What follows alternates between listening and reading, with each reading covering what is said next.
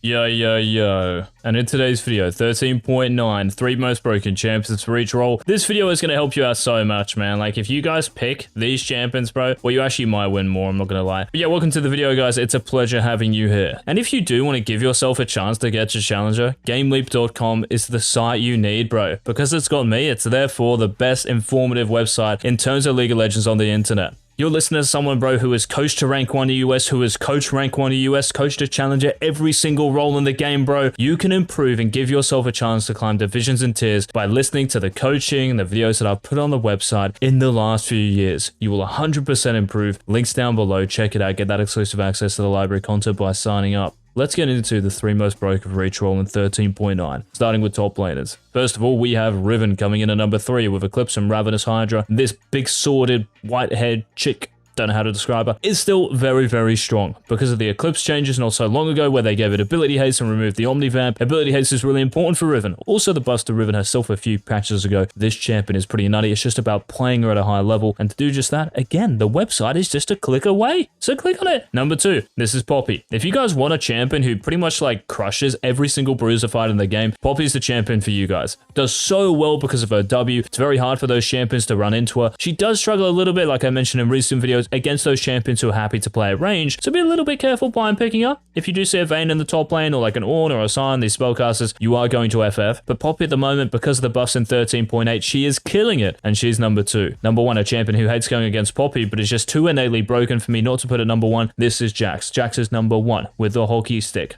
Divine Sundra, Spirit, Shojin, Zhonya's Hourglass because of the new AP ratio you have. I don't know what right we're thinking, but anyway, even if your laning phase is a little bit weaker because of those changes early in Season 13, it doesn't matter. Your mid to late game is so strong, and most games are going to go to the mid to late game because most games are played in lower elos, so the Grandmaster at Arms is number 1 for top lane for another patch. Get me out, right? Change the meta. Now moving into the jungle, number 3, Kha'Zix, Bugsplat, the Cockroach. He's number 3 because of the buffs from last patch to his Q, right? This means you're dealing more damage from just like your basic Q, but your isolated Q is dealing like 2.5 times more damage than what it was before. And because of the buffs in 13.7 to your isolate Q range, this means that you can just Q, people in isolation more often. This has seen Kha'Zix's win rate shoot up in every single rank. He's an S+2 champion. That's why he's number 3. Just be a little bit careful early on of getting invaded and cheesed. Number 2, this is Nidalee. Base armor going up on this champion. Armor per growth going up. This is a champion who is uncounterable in the jungle. In Korean high elo, she's banned in over 50% of games. She's here because if you can play her well, and lots of these champions are actually kind of high skill ceiling on this countdown, but she could easily be the most oppressive champion on the Rift right now. And there's a reason why the best players in the world are banning her pretty much every single game. She's number 2. Number 1, a champion who will probably be banned even more than Nidalee in 13.9 is Bel'Veth. You guys might be like, but Bel'Veth, you're losing attack damage growth in 13.9. Yeah, you are. So mid to late game, you're getting less attack damage, but guess what? You're getting 20% more damage to monsters. Your clear speed,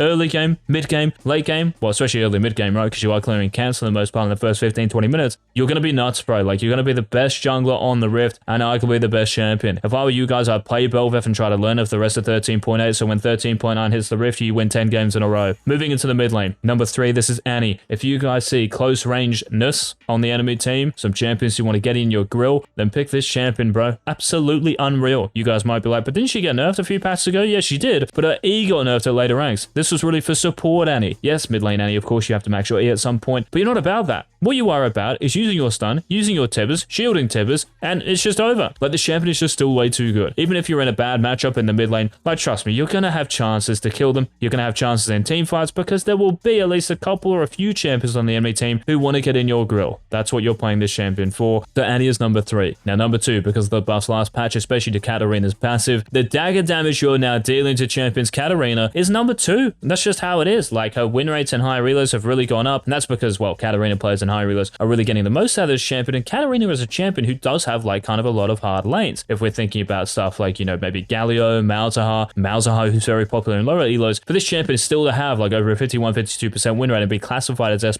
tier speaks volumes to how good she actually is, and that's all because of those buffs last patch in 13.8, so 13.9 Cat, this Noxian assassin has to be here. Now, Cassiopeia, another champion hailing from Noxus, is number 1 1. So for Cassio in the mid lane, you are like Annie, but on steroids. So basically, you're playing a champion on performance enhancers. Cassio is just that busted right now. Whether you're going Rod of Ages, Leandra's Anguish, into Ceres, into Gargoyle's Stoneplate, doesn't really matter, bro. Build anything. This champion is nuts. The close range meta and how broken you are right now, bro, like number 1 mid laner in the game, I don't think it's even close. Now, moving into the bot lane here, we have 2 AP carry bot laners. Kind of sorry to say that because, yeah, I am, well, kind of a boomer. So, you know, back in the day, everyone would be playing traditional AD carry, so there's only one of them on this countdown. But yeah, coming in at number 3, this is Swain. And because Swain is getting buffed in 13.9, your Q's damage is going up, the base damage, the AP ratio. And that's not just for one bolt, that's for multiple bolts you might be able to throw out, right? So I think this is going to be nuts for Swain. Not only in the early game, you have to respect Swain's Q a little bit more. You know, he's not just going to tickle you with this, but also in the mid to late game, you're going to be dealing like a significant amount of damage, especially over the course of a long team fight. So Swain, I think, is going to be nuts. The close range meta as well, which is what most of these champions are on this list for. But yeah, he's going to profit. So watch out for the Crow King in 13.9. Now, one champion who actually would do very well against Swain is Jinx. She is the only like kind of typical AD carry on this countdown, guys. And even though you're getting nerfed, you're losing attack damage growth. So exactly like Belveth, I guess, but it's not going to be substantial enough, man, to bring this AD carry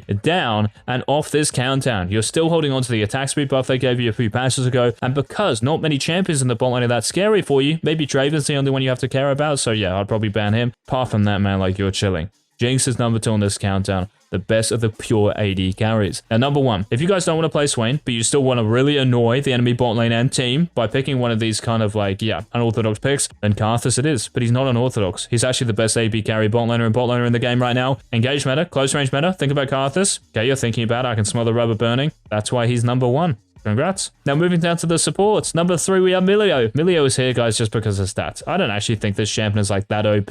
Well, especially if you're going to blind pick him, there's so many counter picks. But according to the stats, S+, they're really good win rates, especially given the pick rates and stuff. So Milio's number 3 if you want someone to peel your AD carry and keep them alive. Now, number 2 is a champion who got nerfed last patch, Rakan. Your armor got nerfed. Your armor growth got nerfed. Wasn't really that big. So Rakan is still going to be giga broken, yeah? The buffs at the start of the season and also making, I guess, like Shirelia's better. This champion, even Radiant Virtue, you can go on him. So yeah, Rakan is just still one of the most versatile and best supports in the game. He is a favorite of mine as well. But he's number 2. So much bias, man. Anyway, number 1, guys, on the count. And this is a champion who does very well against Milio, who's the support we mentioned first. But she also does very well against lots of passive laners because you outscale everyone. And of course, guys, thank you so much for watching this video. If you did enjoy it, please leave a like down below. Any questions, thoughts on the picks, leave them in the comment section. So the number 1 support, you guys will probably guess it. This is Senna. Because of the buffs to this champion a few patches ago, she's really taken off. Whether you're going something like Heartsteel to just break the enemy mental, or if you're going like, you know, Eclipse into Mirror Man or something like this, you can even go like Rapid Fire Cannon. There's a bunch of builds, right? She's really fun to play as well because of that. And yeah, I would just be careful maybe about blind picking her, because if you run into Pyke or Blitzcrank or Nautilus, something like this, you are going to want to like just leave the game. But Senna is number 1, guys. The stats as well back this up. So those were the 3 most broken champs for each role in 13.9. Thank you so much for watching the video. This has been Eggs.